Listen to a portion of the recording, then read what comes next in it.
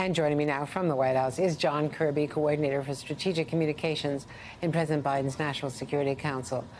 John, I want to start by reading part of a statement from Paul Whelan's legal team in Russian. And it reads, the Russian side offered an exchange 1-to-1. And the American side then chose to exchange Griner because, firstly, she's a woman and this is more humane. And secondly, she's an Olympic champion.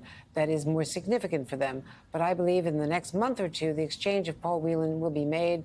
There are about 300 Russian citizens in custody in the U.S., of them 50 to 60 people on serious charges, businessmen, programmers, IT specialists. Thus, there's still someone to change for. I don't see a problem here. John, that does not track with what we're hearing from U.S. officials who say that the Russians are insisting that Whelan, inaccurately, inappropriately, but they're insisting he's a spy. And so they want a spy for what they consider a spy, and that there just was no give on this, and that we don't have anybody, any spies in American custody. Give us your reality check here. It is accurate that they have set up a separate set of expectations for Mr. Whelan than what they had set for Ms. Griner. The deal that we got with Ms. Griner was the only deal we could get, and now was the only moment we could get it. So we took advantage of that to get one American home. But as the president said, we're going to stay focused on Mr. Whelan. This was not, as the president also said, some choice between the two. So I would push back on this notion that we deliberately, we chose Brittany over Paul. There was only one way to get one American home, and that was this particular deal. So we're going to stay at it. We were working on it yesterday. We're working on it today, and I can guarantee the Whelan family that tomorrow and every day hereafter, we're going to continue to work to bring Paul home. I mean, he could be serving, years and years in prison. And I know this must be very frustrating to you. What channels of communication do you have? And is the war in Ukraine and the hostility between the U.S. and Russia, is that complicating all of this? Great questions. We do have the ability to speak directly with Mr. Whelan on occasion. Obviously, he's being detained. He's in jail. So it's not an open line that we can just talk whenever we want. But we do have the ability, as we did this morning, to speak directly with Mr. Whelan so we could apprise him of what was going to happen directly. So we have that ability. And, of course, we stay in close touch with the Whelan family as well. And do you think... Well, first of all, when you did speak with him, when the U.S. officials spoke with him, I assume from the embassy, what was his reaction?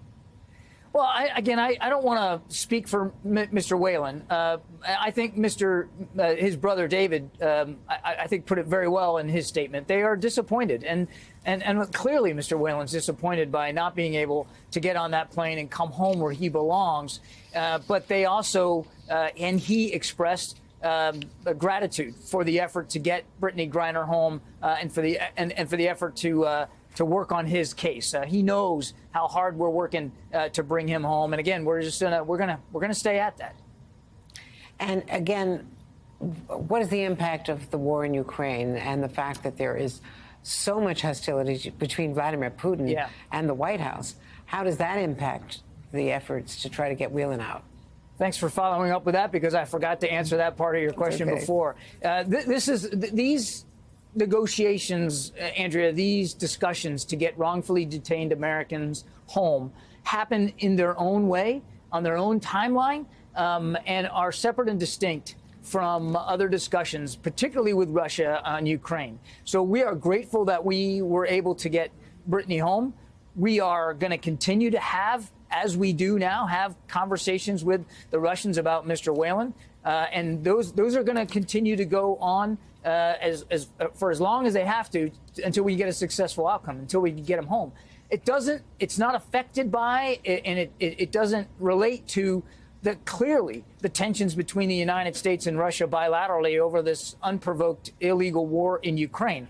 We're going to continue to put pressure on Mr. Putin. We're going to continue to try to make it harder for him to wage war against the Ukrainian people. We're going to continue to support the Ukrainian people and the Ukrainian armed forces as they fight back for their own sovereignty and their own territorial integrity. All that's going to remain the case. These discussions are in a different category, and they're handled separately. What, if anything, can you tell us about Brittany Griner's condition?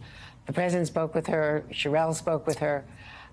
She's accompanied by, diplomats from our hostage negotiation team, so she's on the plane with them. What do we know about how her physical state is? I'm going to be real careful here, Andrea, not to speak to her personal health and conditions because obviously that's a privacy concern.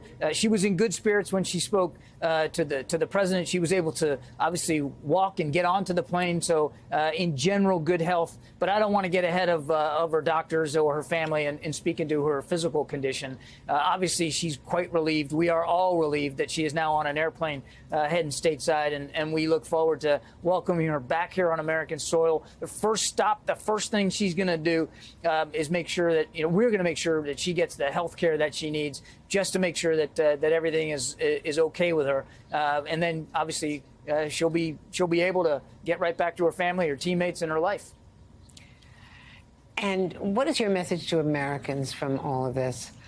I heard Admiral Stavridis, who's one of our guests today, and one of my colleagues here, talking about just not going to Russia right now. I mean, They clearly have a policy of grabbing Americans as bargaining chips. One of the things the president talked about this morning, Andrea, was this new designation that the State Department has on detention risks. And all you got to do is go to state.gov, go to the State Department's website, look at countries around the world. If you're traveling, whether it's for business or for pleasure, I urge everybody to go to that website and take a look and see if that country you want to go to has a risk of detention, because it's not just Russia. There are others like that, and Russia clearly is on the list where the risk is high, and we've seen that, obviously. So our message to Americans is, obviously we want you to travel, we want you to get out and about, but do so safely, do so properly informed about what the risks might be wherever it is you're going. The other message that the president clearly wants the American people to know is how hard he's going to work if they get wrongfully detained to get them home. And that means sometimes making tough decisions. And this was, this was not a decision that the president took lightly. Sometimes it means making a tough call like this. But he's always going to side on the air. He's always going to come down on the side, of making sure that we're looking after the safety and security of American citizens, and that we're getting the wrongfully detained Americans back home where they belong. John Kirby, thank you so much. I know this has been a difficult challenge for the whole White House and national security team. It's a bittersweet day for sure. Yes, ma'am.